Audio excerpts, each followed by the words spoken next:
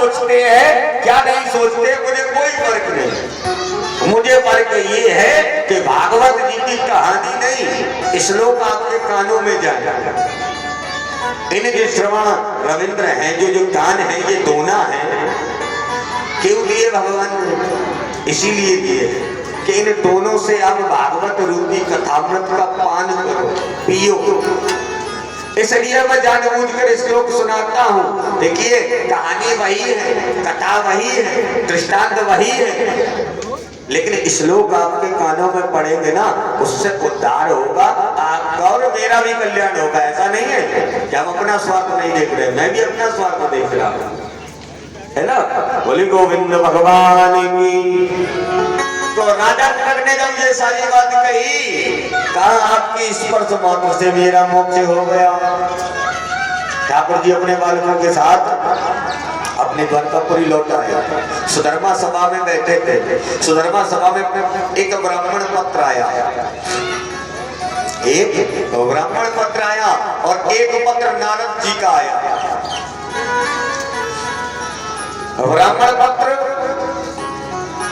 जरासंध के कारखाने से ब्राह्मणों ने भेजा है। जो बंदी बने हुए ब्राह्मण हैं उन्होंने कारागार से भेजा है जरासंध। और नारद जी लेकर के आए हैं जो राजसूय यज्ञ की तैयारी चल रही है। युधिष्ठिर जी पांडव राजसूय यज्ञ करने के लिए हैं। सभा में आए दोनों पत्र, सबसे पूछा कहाँ जाना चाहिए सर्वप्रथम। तो उद्धव ज्ञान निधि सुन, उद्धव जी ज्ञान ध्यान बृहस्पति के शिष्य थे, परम शिष्य थे, ज्ञानी थे।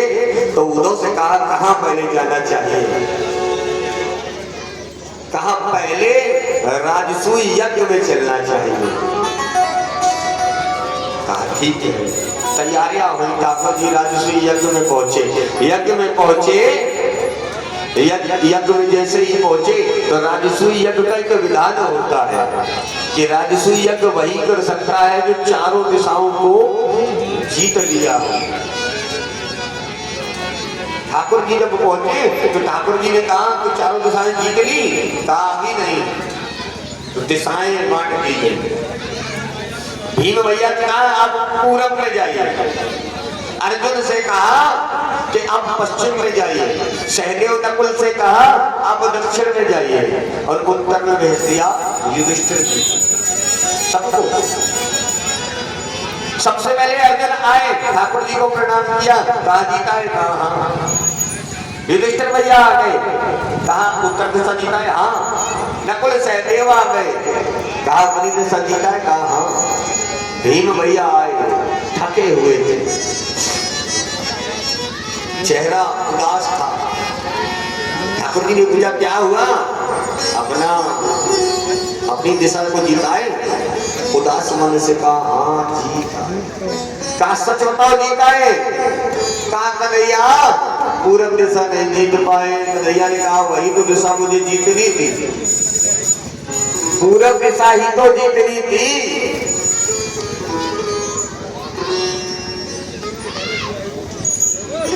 ठाकुर जी ने कहा सुनो, अब जैसा हम कहते हैं वैसा करो। ठाकुर जी अर्जुन और भीम भैया को साथ में लिया, चलने लगे। कहा कहाँ युद्ध के लिए। कहा चलो। चलने लगे। कहा ये वस्त्र उतार दो, फिर कहा साधु वेश धारण कर लो, बाबा बन जाओ। कहा युद्ध करने जा रहे हो या खाने पीने। कहा जैसा हम कह रहे हैं वैसा करो, साधु बनो। ठाकुर जी अर्जुन और भीम भैया साधु बन गए। साधु बनकर के चलने लगे। भीम भैया ने क्या किया, दौड़ कर गए, शस्त्रालय में गए, शस्त्र लिया, गदा लिया, भगवा कलर लपेटा, गले में रख लिया, चलने लगे। ठाकुर जी ने कहा ये क्या है। कहा कन्हैया कन्हैया युद्ध करने चल रहे हो, बिना गदा के युद्ध कैसा होगा। अरे ये रख दो, ब्राह्मण देश है तुम्हारा है? कहा कन्हैया हम अगर कोई पूछेगा तो हम कह देंगे कि ये बड़ा वाला पत्रा है, बड़ा वाला पत्रा है।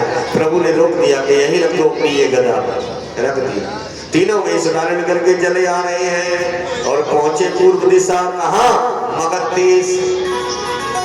जरासंध के यहाँ द्वार पर पहुंचे, बाबा का वेश धरे हैं, आवाज लगा दी। बाबा क्या मांगते हैं? भिक्षा। लेकिन व्यास जी लिख रहे हैं क्या? कहा? युद्धम नो देहि राजेंद्र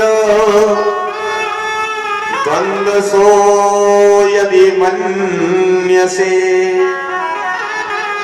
द्वार पे खड़े होकर के कहते हैं युद्ध दे दो। जरासंध निकल के आया, अरे बाबा जी क्या मांग रहे हो? कहा युद्ध। कहा पंडित बाबा हाईवे का मांगा, युद्ध कब से मांगने लगे? पंडित जी और बाबा जी युद्ध कब से मांगने लगे? कहा आप कह रहे हो युद्धम देहि मेरा युद्ध दे। अरे आपको कुछ भोजन चाहिए तो बताइए। कहा नहीं युद्ध चाहिए। तो कहा निश्चित तुम ब्राह्मण नहीं हो, तुम संत नहीं हो। कहा रे ये वेशभूषा नहीं देख रहे हो, हम संत हैं। तब तक जरासंध की नजर अर्जुन के अंगूठे पर पड़ गई। जरासंध ने कहा मुझे लगता है तुम ब्राह्मण नहीं, तुम कोई क्षत्रिय हो। ब्राह्मण नहीं, तुम कोई क्षत्रिय हो। तो ठाकुर जी ने कहा देखो बिना किसी के जाने आप किसी पर इल्जाम नहीं लगा सकते।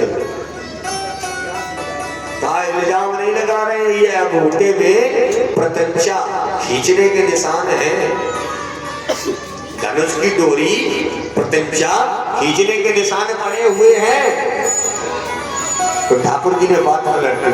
कहा कि क्षत्रिय बालकों को शिक्षा देते हैं धनुर्विद्या, इसलिए ये निशान।